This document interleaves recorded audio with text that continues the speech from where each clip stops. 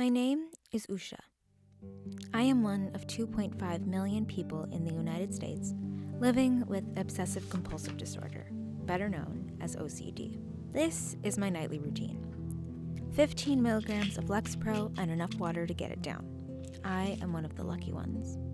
My friends and family supported me through my diagnosis and treatment, and I've learned to cope.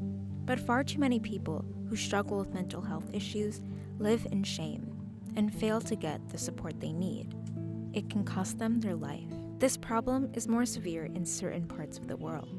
My parents grew up in Guyana, a small country in South America, lush with wildlife, Afro, South Asian, and indigenous cultural influence and history. My parents are both Indo-Guyanese and emigrated to New York City in 1988. In 2019, according to the WHO, the country had the second highest suicide rate per capita in the world, 40.9 deaths per every 100,000 people. I wanted to better understand why Guyanese people struggle so much with suicide. My search for answers took me to my parents' home country for the first time. The visit brought to light truths about my community and family that I never would have expected.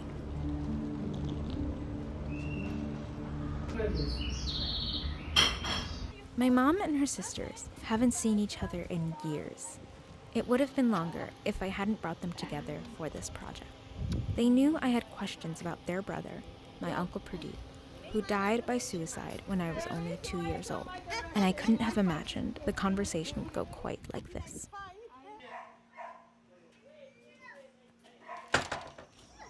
Were you ever taught about emotions or how to cope with your feelings when you guys were growing up? No. No. Then, how did you deal with situations that made you upset or angry? What did you do? Sometimes you try not to think about it. You just let it go, or you hide it. You bury it. You? No one to talk to. We didn't know we could talk about those things. We didn't even know those were feelings that existed in us. Were you close with Uncle Pradeep? Very, very close. So close, yeah. Did you know that anything was wrong when it happened? No. You didn't? No, I didn't. Didn't. It was a shock. It was a shock. Now that time has passed, do you think you know why maybe, or? I not certain why, but I am thinking he didn't have a health issue. I'm thinking it was he used to drink a lot. I think he was what you would call it, alcoholic. He was an alcoholic. That's what you would call it. Yeah, I think that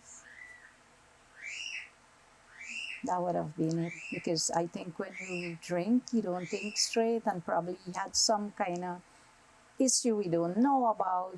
Maybe, I don't know. Did his death make you think differently about mental health and suicide in general? Yeah. Also? Mm-hmm. I think I don't know, I would like to know why people would do it. People would say that they're a coward, right? But I think they're not. They have a lot of courage to do those things. Is there anything that you wish or that you would have done differently back then, knowing what you know now? Yeah. I would have wished that he could have talked to me or tell us something, that if something was going on, that we could have helped in any way possible. Because I still do think about him. Look, he's right there on the wall.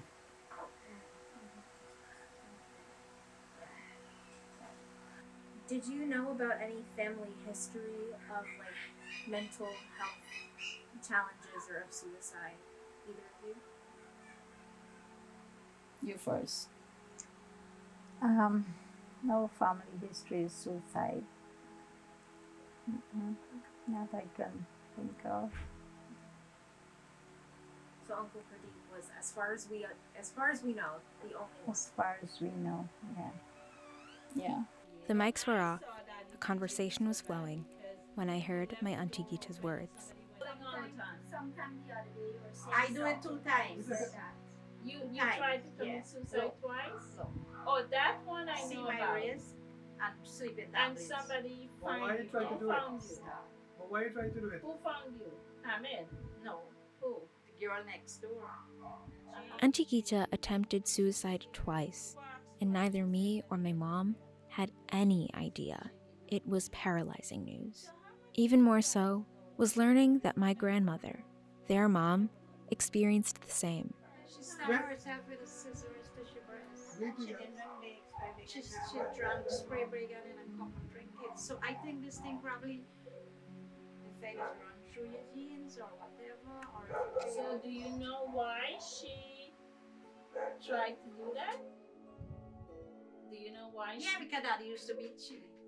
It must have been fate that I chose this topic.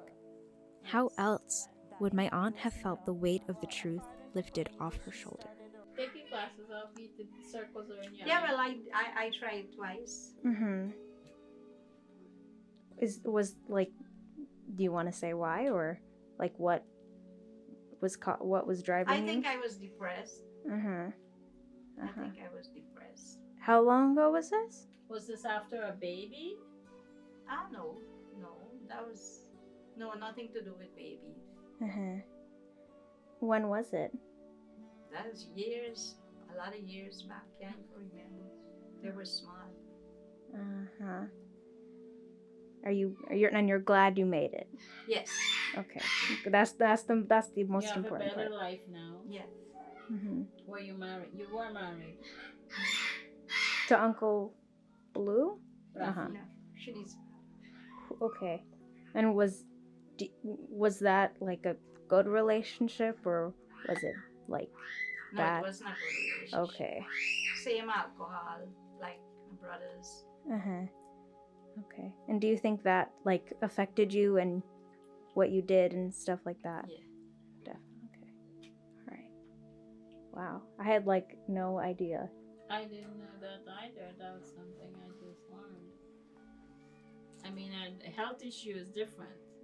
She asked me about health issue, but mental health, and if anybody have a history of committed that suicide. Or I didn't know attempting, that. yeah. Or attempted, no. Mm-hmm. I didn't know that. Yeah, some things you don't feel like talk about. Some things just come. Mm-hmm. Like this one. I didn't Something know is this. denial. Yes. Things happen, you just have it there. You wouldn't tell anybody. But how are you handling it? You're okay? Yeah. I just want to know. Yeah. Okay. Yeah. I was stunned to hear my aunt open up about her own suicide attempts, and I wondered about how we could prevent others from the same fate. But prevention requires understanding why suicide seems so unique to Guyana. One of the things that I think makes it unique is the reoccurring tendency to experience intergenerational trauma. Riza Khan is a Guyanese therapist based in the country's capital of Georgetown. She thinks that though factors like poverty and mental illness are global, the cycles of trauma in Guyana are particularly severe. Your grandmother had a trauma, it affected her. That affected her ability to parent and to be a partner. And then she raised children, which are now your parents. They had their own, as a result, they had their own feelings and thoughts and personalities, identities and behaviors because of that trauma. And then that is then put onto you. The result? Chronic loneliness, a lack of support, and a lack of emotional awareness. I think that when we look at suicidality, a lot of times people don't want to die. They want whatever the emotions are that they're feeling to stop. Given this cultural history, it isn't surprising that my family is far from alone. Chris France and Aaliyah, who asked her name be changed to maintain her anonymity, both live in Guyana and previously attempted suicide. Their stories reflect the impact of generational trauma too. When we had our phone call, you told me that you were diagnosed with borderline personality disorder in 2018. Right? Mm-hmm. Is that correct? Yeah. After your second attempt? Or yes, right? Or, Yes, okay. yes. And especially when you see things like 1 in 10 people with BPD attempt suicide, it's a scary thing to be faced with, right? Because I can get through a tough day. But then I think I have to do this for the rest of my life, more or less. Do you think that the childhood and life experiences exacerbated your BPD, or at least contributed to it? I don't think it exacerbated it at all. Interesting. I think it's part of the cause of it. Chris's family has a history of mental illness, from substance abuse to bipolar disorder, but his father constantly told him he wasn't good enough, making everything worse. For Aaliyah, suicidality was driven by an abusive, controlling relationship. Were you taught about healthy relationships when you were young? No, I wasn't. Not at all. My family, my parents, they did not have a healthy relationship. They do not have a healthy relationship. I learned nothing from them in terms of relationships and what should be good, what should not. She had to learn on her own what her parents couldn't teach her. I idolized just being in love with someone, and I just assumed that with that you would be happy with that person. Now I think a large part of relationships is having respect for who you're with. Not only who you're with, but yourself. And it's important for them to know what they want, what they don't want, what they like, what they don't like, and for you to also know the same thing. And just overall being fair, being kind to each other. Uninterrupted cycles of trauma and abuse contribute heavily to the why of Guyana's mental health crisis. But where do we go from here? In search of answers, I spoke with Guyana's Minister of Health.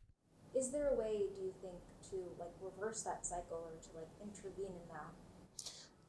I think it is possible, because values that for one generation would change to the other, right?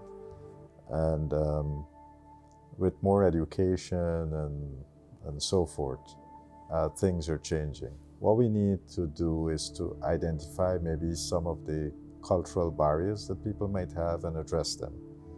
So talking to the faith-based people can help to influence the older generation. When asked how he would advise everyday Guyanese people support their loved ones, he mentioned education and gatekeepers, trusted community leaders who are the health department's eyes and ears. But based on the numbers and stories like Chris and Aaliyah's, it may not be enough. Riza believes more can change. If I had a wish for my country when it comes to mental health, I would wish that there would be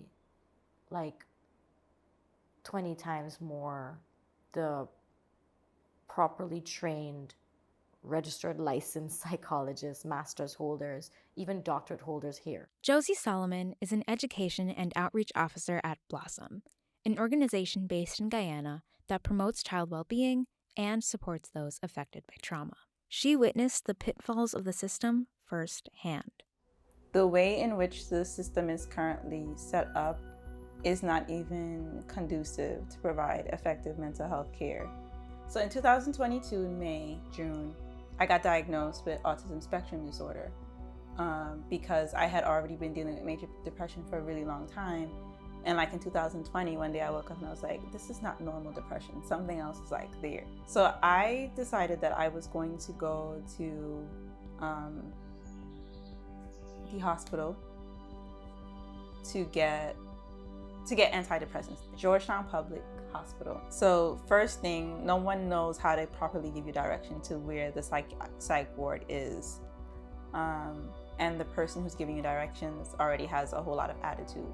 Now, what if I was over the edge and that may have been my final point, and this person who's at the hospital is supposed to greet you and tell you about where to go, they have a horrible attitude and not helpful, they're not supportive. There's all these people in the waiting area.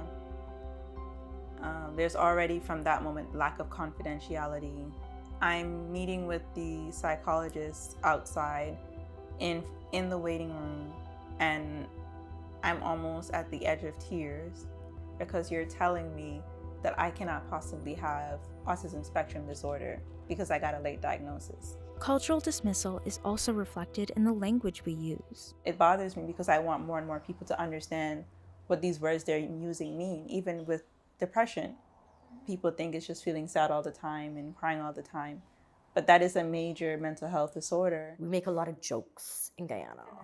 And they're mean. Oh yeah, they're mean. And then they'll tell you, oh, you only like for take on, you know, which means you're taking on too much. You know, you're taking on the joke too much. But I feel like in also like making a lot of jokes and stuff, we also invalidate. And that's a really big thing in Guyana. The invalidating of whether it's emotions or your experiences. Former Minister of Health, Dr. Leslie Ramsamy, agreed that words and language are critical in confronting this crisis. I hate when I hear people say somebody committed suicide. Suicide killed somebody, just like HIV killed somebody. But all the experts, the so-called experts, still speak a language that belonged to the 19th and 20th century. Let us stop stigmatizing, not the regular people that stigmatize, it's we. Because we have made it that it is your responsibility.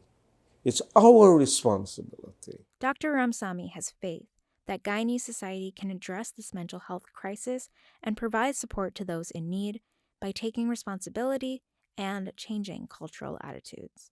Chris and Aaliyah started their journeys without care. For years, Guyanese cultural attitudes prevented them from accessing therapy. As a teen, Chris's mom thought he wanted therapy to be trendy and copy a friend. Aaliyah had always wanted therapy, but her family wasn't aware how badly she needed it until her attempt. A lot of Guyanese to this day still don't take mental health seriously, or they don't understand it. They say, oh, you just have to think positively. It's not as simple as me thinking positively. It's the way my brain is wired, that it doesn't work like that. I'm not choosing to think these things. I can't choose not to think them. But things changed. Chris's friendships made a world of difference when he was at rock bottom. Aaliyah's recovery was made possible by the support of her family, who drew close to her after her attempt, starting with her sister. So I just went to her and I was crying. I told her, hey, I did something really bad. And then she eventually figured it out what it was. Right away, she woke up, she went to my brother, and they just picked up and we went to the hospital. I was in and out of consciousness, and I think then, even though I wasn't fully aware of the entire drive to the hospital, it's knowing that they would just drop whatever it is that they were doing to help me.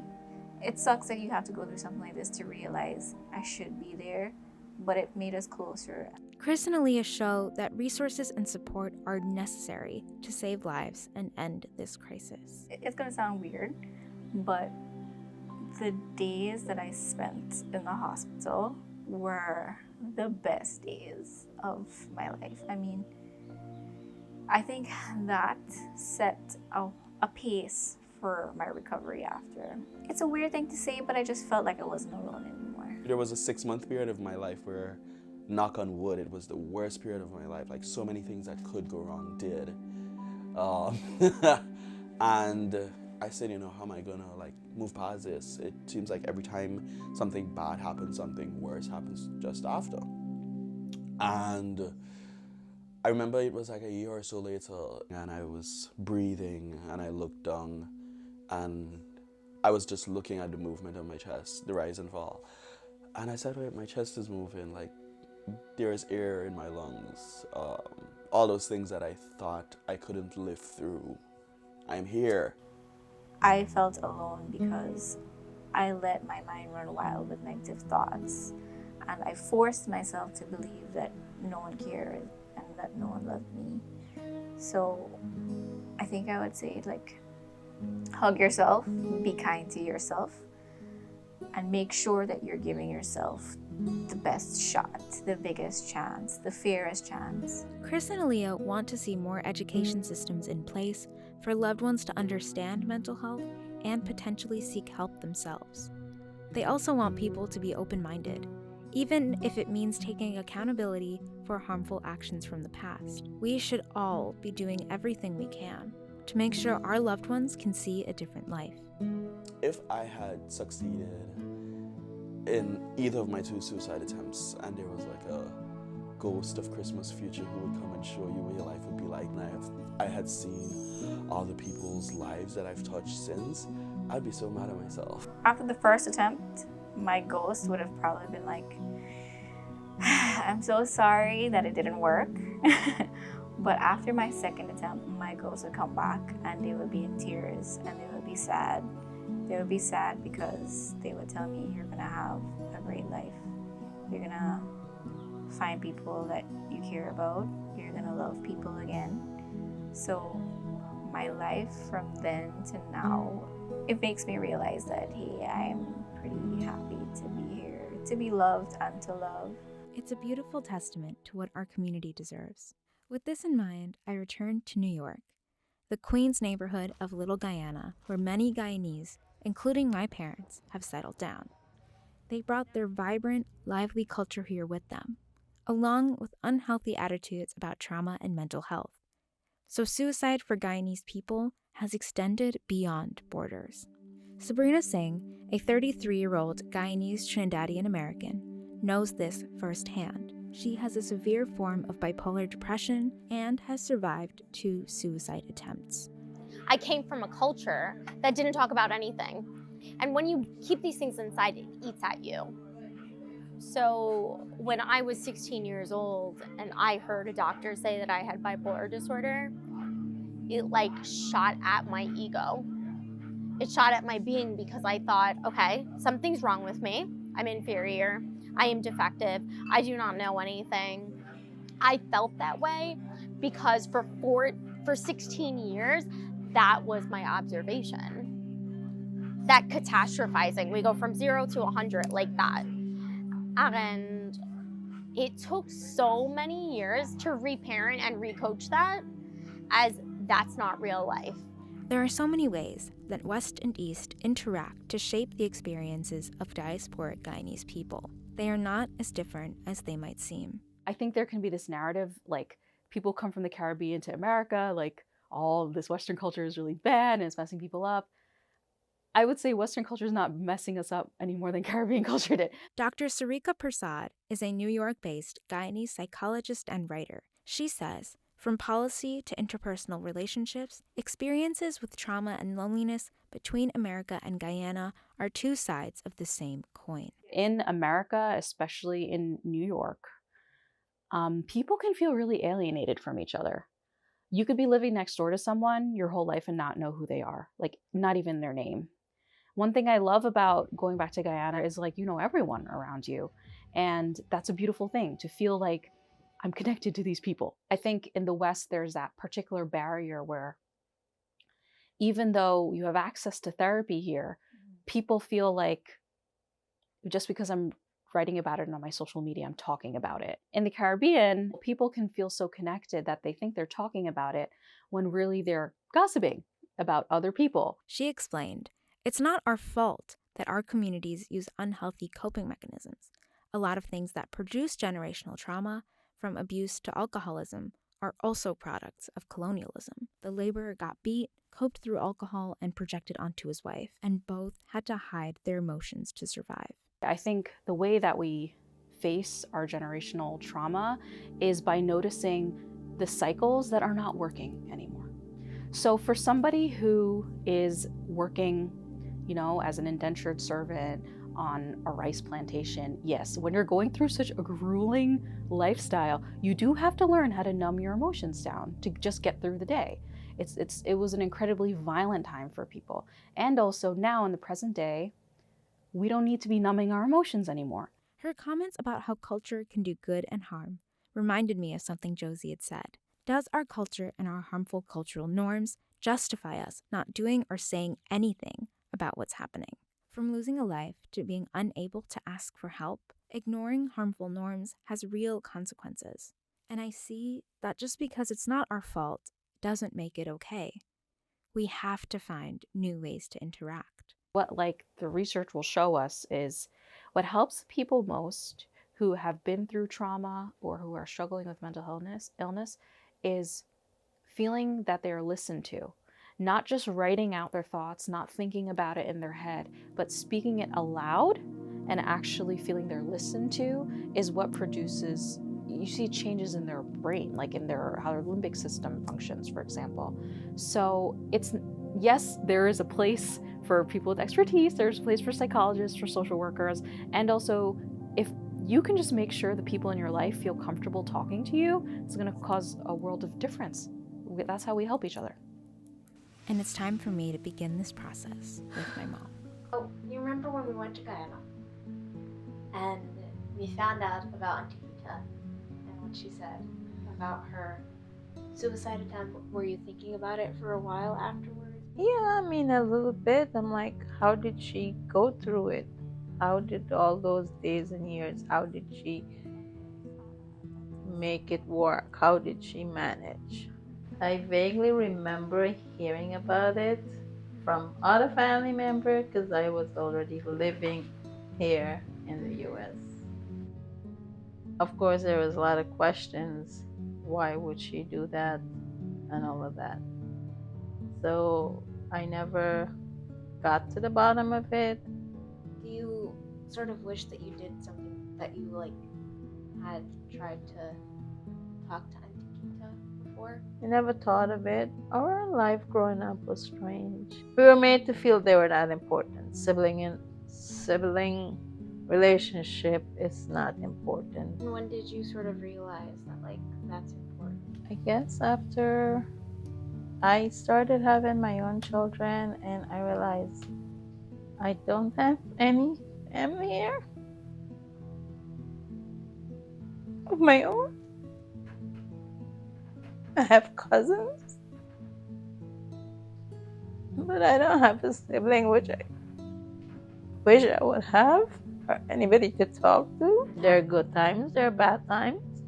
And you tend to remember the bad times the most. But you just live with it, you deal with it, and learn from it, and make a difference. I've not always been a good mother. Everybody knows that. I know that. There was not a book. I had nobody to help me to answer my question, even if I had some or one or two. But I'm thankful that I learned and I became a better person and a better mother. And you learned about your own mental needs as well in that process. Or learned more than you knew before, I guess. Yes. One last question. Are you okay? I am. And this right here is the Fairest Chance.